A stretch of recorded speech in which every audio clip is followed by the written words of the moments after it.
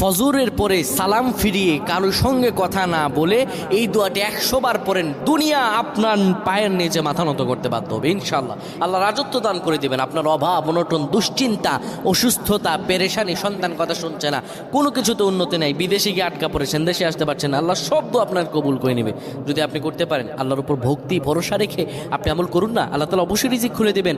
আল্লাহ তাআলা আল্লাহু খায়রুর রাজিকিন, আল্লাহ হচ্ছে উত্তম রিজিক দাতা, আল্লাহ আপনার তো অবশ্যই কবুল করবেন। আল্লাহ বলেছেন উদউনি আস্তাজিব লাকুম, আমার কাছে চাও আমি দিয়ে দিব। এই কথাগুলো তোমরা শেয়ার করে দিবা, ফ্যামিলি সবার কাছে শেয়ার করবা। তুমি আমল না করো সব পাবা যদি তোমার একটা কথা অন্য কেউ শুনে আমল করে। আমার প্রায় ভাইরা, ফজর নামাজের পরে নবীজি কখনোই আমলটা ছেড়ে দিতেন না। কেউ যদি ফজর নামাজের পরে পরে সুবহানাল্লাহি ওয়া বিহামদিহি সুবহানাল্লাহিল আযীম 100 বার যদি কেউ পড়তে পারে, কারো সঙ্গে কথা না বলে 100 বার পড়ার কারণে